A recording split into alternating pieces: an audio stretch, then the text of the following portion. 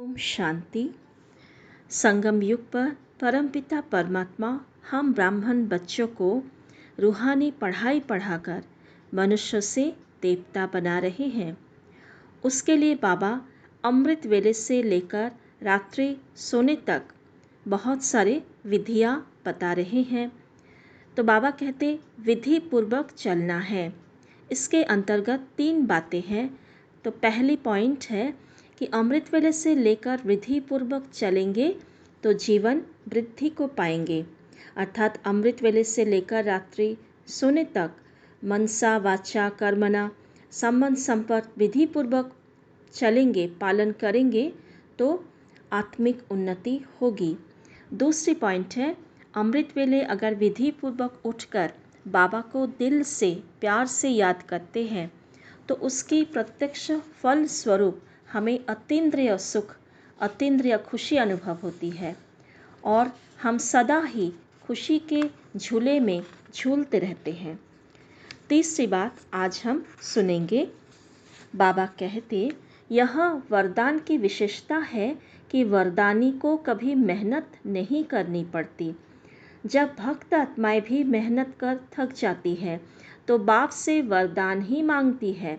आपके पास भी जब लोग आते हैं योग लगाने की मेहनत नहीं करने चाहते हैं तो क्या भाषा बोलते हैं? कहते हैं सिर्फ हमें वरदान दे दो, माथे पर हाथ रख दो। आप ब्राह्मण बच्चों के ऊपर वरदाता बाप का हाथ सदा है। श्रेष्ठ मत ही हाथ है। स्थूल हाथ तो 24 घंटे नहीं रखेंगे ना। यह बाप के श्रेष्ठ मत का वरदान रूपी हाथ सदा बच्चों के ऊपर है। अमृत वेले से लेकर रात को सोने तक हर श्वास के लिए, हर संकल्प के लिए, हर कर्म के लिए श्रेष्ठ मत का हाथ है ही। इसी वरदान को विधि पूर्वक चलाते चलो तो कभी भी मेहनत नहीं करनी पड़ेगी। तो इस पॉइंट में बाबा हमें सिखा रहे हैं कि कैसे हम ईश्वरीय जीवन में मेहनत मुक्त होकर पुरुषार्थ करके श्रेष्ठ पद पा सकते हैं। जैसे बाबा ने कहा हर संकल्प के लिए, हर कर्म के लिए, हर श्वास के लिए अमृत वेले से रात्रि तक विधि है, नियम है, मर्यादाएं हैं, उसको हमें पालन करना है तो हम मेहनत से छूट जाएंगे। नेक्स्ट हेडिंग है मर्यादाओं का पालन करो। इसके अंतर्गत कई सारी बातें हैं।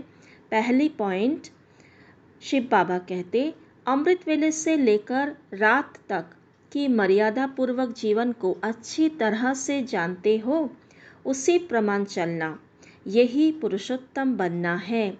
जब नाम ही है पुरुषोत्तम अर्थात सर्व साधारण पुरुषों से उत्तम, तो चेक करो कि हम श्रेष्ठ आत्माओं की पहली मुख्य बात स्मृति उत्तम है। स्मृति उत्तम है तो वृत्ति और दृष्टि, स्थिति स्वतः ही श्रेष्ठ है। स्मृति की मर्यादा को जानते हो। मैं भी श्रेष्ठ आत्मा और सर्व भी एक बाप की श्रेष्ठ आत्माएं हैं। वैरायटी आत्माएं वैरायटी पार्ट बजाने वाली है। यह पहला पाठ नेचुरल रूप में स्मृति स्वरूप में रहे, देह को देखते भी आत्मा को देखे। यह समर्थ स्मृति हर सेकंड स्वरूप में आए, स्मृति स्वरूप हो जाए। सिर्फ सिमरन ना हो कि मैं भी आत्मा, यह भी आत्मा, लेकिन मैं हूँ ही आत्मा, यह भी है ही आत्मा।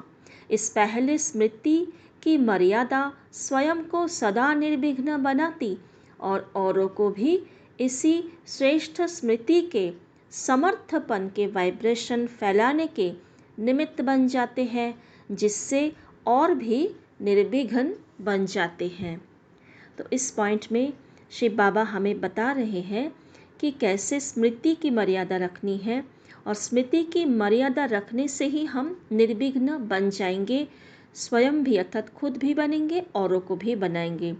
तो बस एक ही बात हमें याद रखना है कि मैं श्रेष्ठ आत्मा और हमारे चारों ओर जो भी है संबंध संपर्क में, घर गृहस्थ में, लौकिक परिवार में, अलौकिक परिवार में सभी कौन है? श्रेष्ठ आत्मा, एक ईश्वर का संतान। बस यही एक स्मृति को स्वरूप में लाए, हर पल याद रखें तो हम निर्विघ्न बन जाएंगे, औरों को भी निर्विघ्न बना देंगे। दूसरी पॉइंट, बाप दादा कहते, बाप दादा आज अमृत वेले चारों ओर के बच्चों की प्योरिटी की पर्सनालिटी चेक कर रहे थे। प्योरिटी की परिभाषा को भी अच्छी तरह से जानते हो। प्योरिटी सिर्फ ब्रह्मचर्य व्रत नहीं। ब्रह्मचर्य व्रत में तो आजकल के सरकमस्टेंस अनुसार कई अज्ञानी भी रहते हैं, ज्ञान से नहीं लेकिन हालातों को देखकर। कई भक्त भी रहते हैं, वो कोई बड़ी बात नहीं है, लेकिन प्योरिटी को सारे दिन में चेक करो। पवित्रता की निशानी है स्वच्छता, सत्यता। अगर सारे दिन में, चाहे उठने में, चाहे बैठने में, चाहे बोलने में, चाहे सेवा करने में, चाहे स्थूल सेवा की व सूक्ष्म सेवा की, लेकिन अगर विधि पूर्वक नहीं की, विधि में भी अगर जरा सा अंतर रह गया तो वो भी स्वच्छता अर्थात पवित्रता नहीं। व्यर्थ संकल्प भी अपवित्रता है। अंडरलाइन करेंगे, व्यर्थ संकल्प भी अपवित्रता है। क्यों? आप सोचेंगे कि हमने पाप तो किया नहीं, किसको दुख तो दिया नहीं, लेकिन अगर व्यर्थ चला, समय गया, संकल्प गया, संतुष्टता गई, तो आपके पवित्रता की फाइनल स्टेज की डिग्री में फर्क पड़ जाएगा। 16 कला नहीं बन सकेंगे, 15 कला, 14 कला, 13.5 कला नंबरवार हो जाएगा। तो अपवित्रता सिर्फ किसी को दुख देना या पाप कर्म करना नहीं है, लेकिन स्वयं में सत्यता, स्वच्छता विधि पूर्वक अगर अनुभव करते हो तो पवित्र हो। निकल गया, बोलना नहीं था लेकिन बोल लिया, तो इसको क्या कहेंगे? मालिक है। इसलिए अमृत वेले से लेकर रात तक अपने संकल्प, बोल, कर्म, सेवा सबको चेक करो। मोटे रूप से नहीं चेक करो।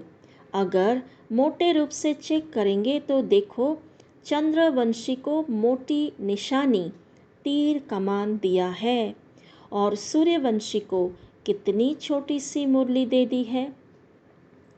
तो बाबा इस पॉइंट में हमें यही समझा रहे हैं कि सारे दिन में हम कितने सारे कर्म करते हैं। संकल्प से लेकर बोल, देखना, सुनना, बातचीत करना, एक दूसरे से व्यवहार करना, सेवा की क्षेत्र पर बहुत सारे कर्म होते हैं। तो बाबा कहते ये सारे विधि पूर्वक करना है। अगर कोई गलत संकल्प क्रिएट किया, उल्टा सुल्टा खुद के बारे में भी सोचा, औरों के बारे में भी सोचा, तो वो भी अपवित्रता है। तो हमारी अपवित्रता संकल्प से शुरू होती है। संकल्प में अगर नेगेटिविटी है, साधारणता है, तो हमारी बोल, कर्म, देखना, सुनना, चलना, व्यवहार सब कुछ वैसे नेगेटिव या फिर साधारण हो जाता है।